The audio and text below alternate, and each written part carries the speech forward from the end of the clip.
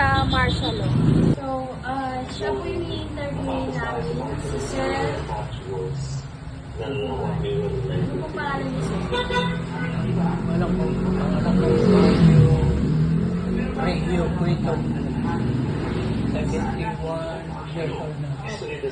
So, ang una pong tanong is, ano ang dahilan bakit nag-declare po si Bongbong Marcos ng martial law noong 1972? Maraming dahilan kasi nung araw, ang panahon ng 1972, September 21 hanggang 23, nagkakaroon nga ng kodita, yung mga violence sa mga aktivista, rally sa Mindula, may maraming kabataan na mga nagbabayolente na. So kaya po napilitan si Bongbong Marcos na mag-declare ng martial law. Oh. Plus yung panahon na yun, yung si Marcos, mataas na ang tingin niya sa sarili niya nun. Dahil siya na makapangyarihan na halos ay ilang terms na siyang nanalo. Then nag-declare siya ng martial law dahil nga sa mga tao, yung mga against by government, anti-government, katulad ng mga lumalaban sa kanya sa politika. Yung pag-declare niya katulad ng pagkamatay ni Ninoy Aquino. Dahil tatakbo ulit siya. Alam niya na dumating si dahil ipinahanan niya si Juan. Hindi na, pinabalik niya sa Pilipinas para tumandidato lang. Pero inunahan niya, pagdating ng airport, sa meron na palang gunman sa loob ng airline. Pero hindi ko sure kung ano dahilan. Nabililan na nasakyan daw ng isang hired gunman. Dahil pinangalanan na si gunman. Pero marami pang mga dahilan. Dahil marami talagang ayaw na kanya sa magpapalatan. Kahit mga estudyante, nung panahon na yun, mga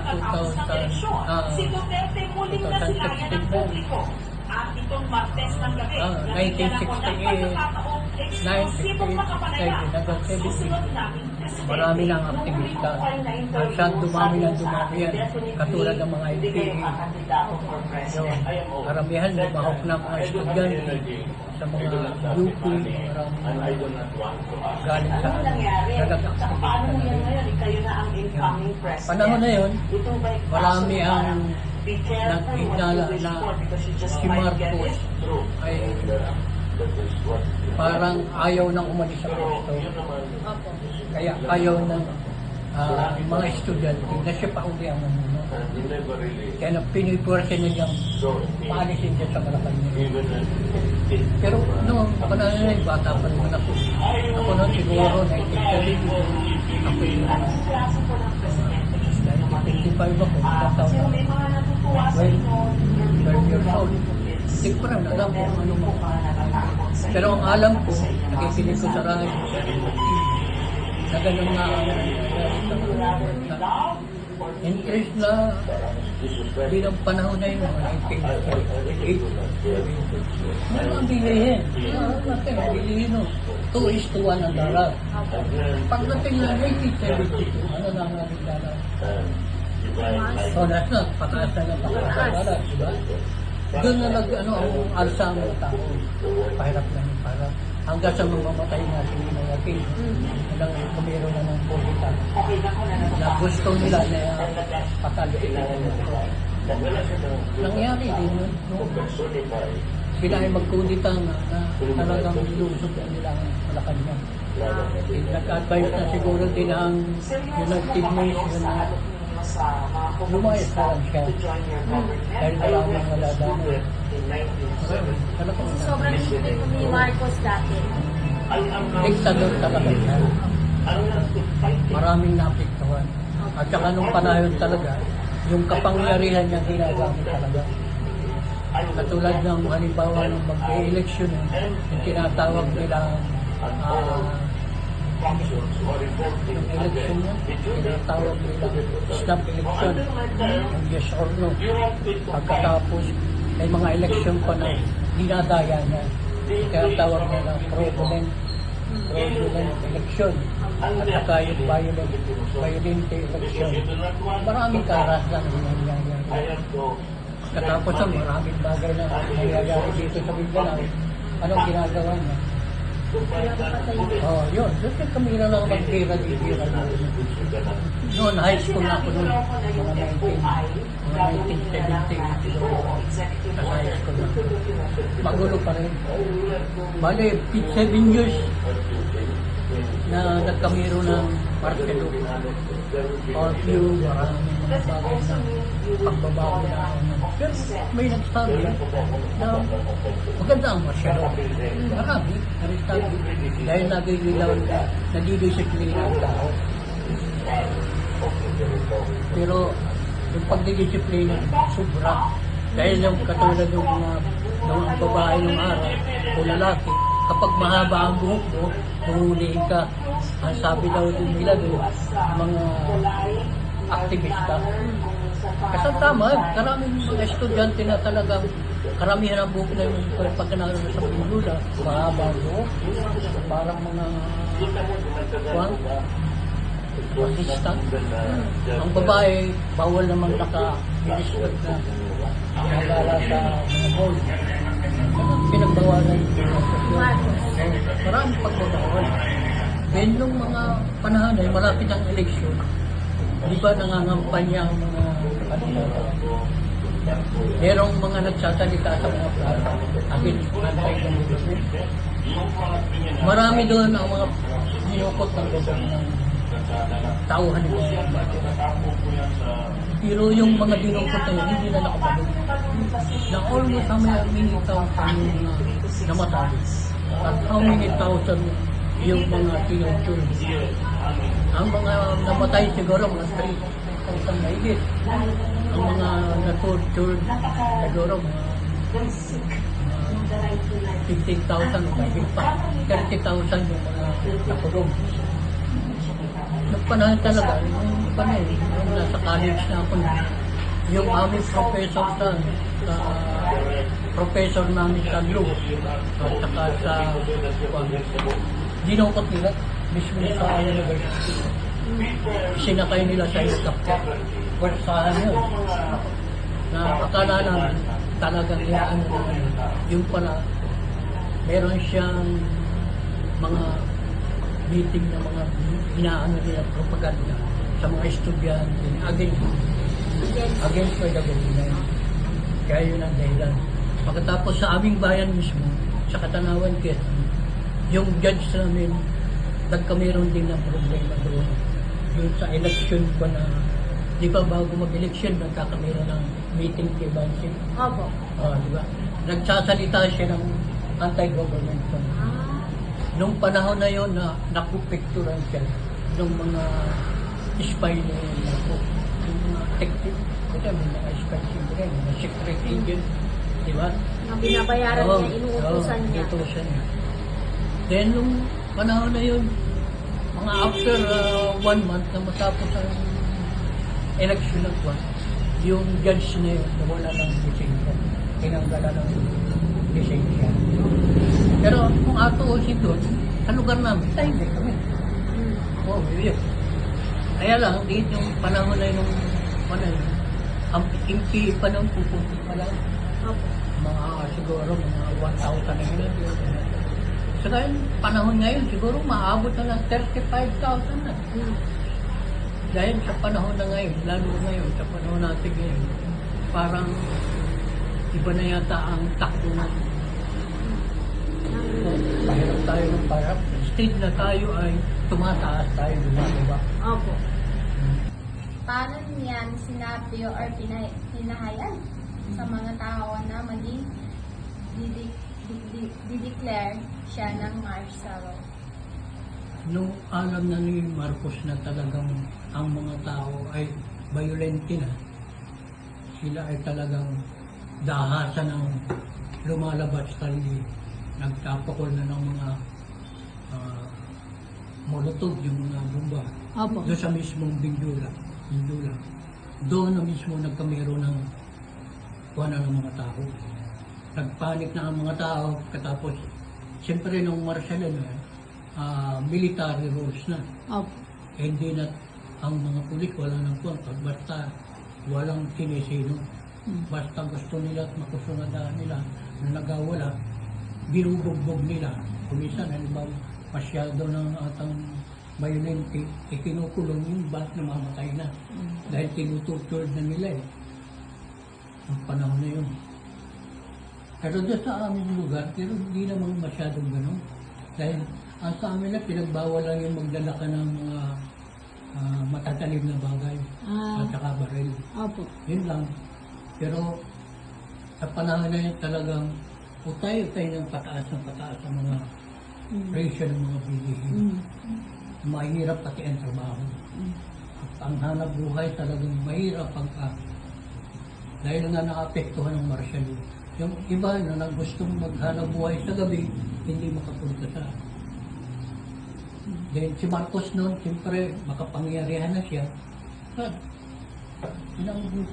Pinanatili niya, ilang taon yun siya, pamuhat ng martial law. Nag-declare siya ng 1972. Pagkatapos 1973, yun ang start ng pataas ng violence ng mga tao. Hanggang sa nga, namatay na nga si Ninoy Aquino. Yun. Doon na nagkagulo hanggang sa 1976, di ba nang siya ay makudita, malapit nang matanggal siya ng dahil ang mga tao noon ay puro against by the government na. Yes. So, natatakot na po sila sa kay Bongbong Marcos talaga. Oo, Mga ano tao. pa, maipakuan sila sa kaway, kahit tapon sila. Pero meron siguro nakapag rin sa kanya, advice, na umalis na lang siya. Kaya, Inano lang siguro na siya, umalis ka na lang para wala nang kuan ang mga tao sa lansangan o hindi na sila gulo. Pero nung panahon na nung nag-take over na si Juan, si asawa ni Ninoy, si Cory. Si Cory. Pero okay naman siya nung primero, pero pag nating ng huli, siyempre babae siya. Nadadala siya ng mga advisor niya. Pero ang nangyari, ang mga bilihin natin, ang mga utang natin, parang hindi nagkakamero ng magandang economic growth. Pabaganon pa rin tayo. Masyado nang mababa. Baba talaga. Pero noong 1986 na yan, wala na ako natin dito sa Pilipinas. Nasaan na po kayo? Nasa Mudabi na ako noon. Nung magkamero ng Polita. Pero bago ako umalis ng 1978, 76 ako siguro nakaalis. Hanggang 78, nasa si Cory na ang namumuno. Hanggang si Estrada, pagkatapos si isang naging presidente. Yung sumunod kay Cory, si Estrada ba? O sinenta? Ano naging epekto ng martial law sa ating bansa? Malaking epekto. Sobra. Yung pagtaas ng bilihin, yung pagbaba ng ating ekonomiya at saka value ng ating pera. Nung panahon na yun, ang pera na, halos 16 pesos per $1. Nung panahon lang ni Estrada, tumaas na, umabot na ng 21. Opo. Katapos ni, sino ba yung sumunod na kwan? Lalong pataas ng pataas. Yan ang malaking epekto. Kung sino yung susunod na presidente, masyado nang tumataas ang bilihin. Hindi siya bumababa, kundi Pagkatapos ang rate ng labor natin, mababa. Katapos ang ating mga production, parang naapektuhan din dahil ang mga tao, sa mahal ng bilihin, hindi na nila mahabol dun sa kanilang capital income. Kwan. Kung i-convert dun sa growth ng kanilang production, sa value naman ng kanilang ibinibenta, mababa. Pero sa walang ano. Opo. Kaya hindi balance ba? At ang income ng tao mababa ng araw. Napakabagal ng pagtaas ng salary naman ng mga tao.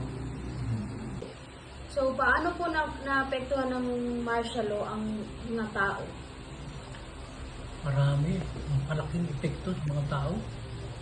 Pero tingin ng iba, ang martial law maganda. May disiplina sa tao. Pero sa kabaliktaran,